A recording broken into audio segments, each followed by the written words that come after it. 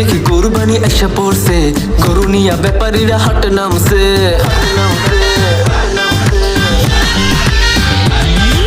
কিনতে যাবো গরু বেশি টাকা নাই যে, বেশি দাম চাইয়া মামা ভাব নিছে।